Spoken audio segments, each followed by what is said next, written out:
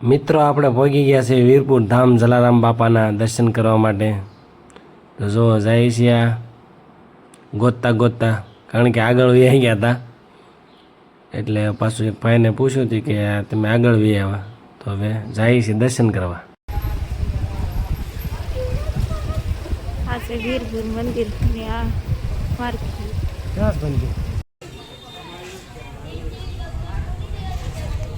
હાલો દર્શન કરીએ જલારામ બાપાના।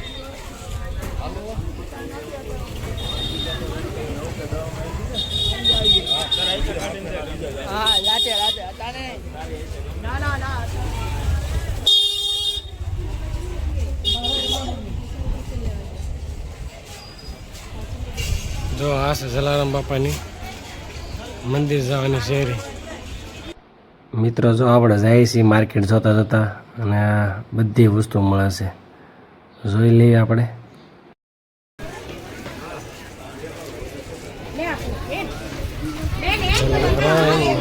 મિત્રો આપણે તો દર્શન કરી આવ્યા અને મોબાઈલને લઈને જ જવા દેતા। જો આ પ્રસાદનો સમય લીધો છે, પણ આપણે પ્રસાદ લેવો નહોતો, કારણ કે પરબધામ લઈને આવ્યા હતા અને બીજી વાર કે પ્રસાદ લેવાય નહીં।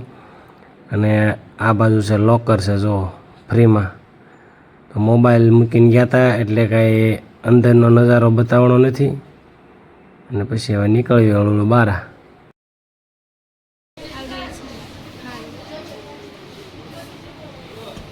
કાના ભગવાનની મૂર્તિ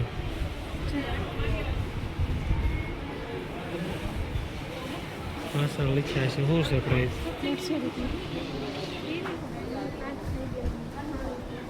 જો કાના ભગવાન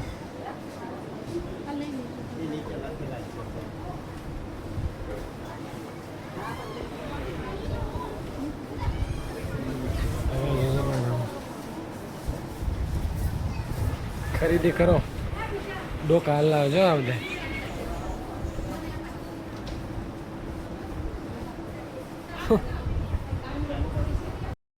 કાના ભગવાનના વાંકા છે, અમે જો કાના ભગવાન બેઠા, જો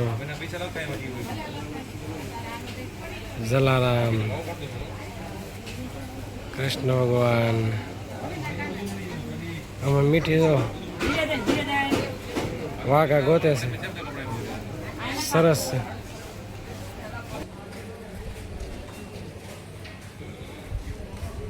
આ છે મહાદેવનું મંદિર અને અમે બેઠા છીએ મહાદેવના મંદિરે આરામ કરવા માટે। જો એ ત્યાં બેઠા છે ને હું આ બાજુ બેઠી છું। હાલો મિત્રો, આપણે જલારામ બાપાના દર્શન કરી નાખ્યા છે વીરપુરમાં, અને ભોળાનાથના મંદિરે બેઠા છીએ। છોડા પી લીધી, પાણી પી લીધું, પછી નીરેતે બેઠા છીએ, ઊંઘ સડી છે। તો હવે અહીંથી જઈએ છીએ અમે કાગવડ ખોડલમાં પાણી, તો હવે અમે નીકળીએ વીરપુર દર્શન કરી નીકળ્યા હતા। ખોડલધામનું બોર્ડ બતાણું, અને આપણે તો જો ખોડલધામ જઈએ છીએ, પૂર ઉતારી દઈએ એટલે માં ખોડિયારમાં પાસે। જો આવી ગયા છે આપણે કાગવડ ગામ માં ખોડલના ધામમાં। આપણે પહોંચી ગયા છીએ જો મંદિરે, પાર્કિંગ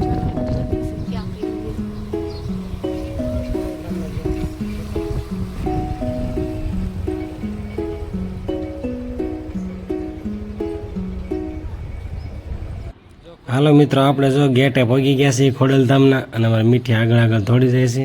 આ છે કંઈક બહારનો નજારો, શ્રદ્ધાળુ તો હોય જ તે, અને તમને બતાવીશ નેક્સ્ટ વ્લોગમાં, દર્શન કરાવીશ માં ખોડલના।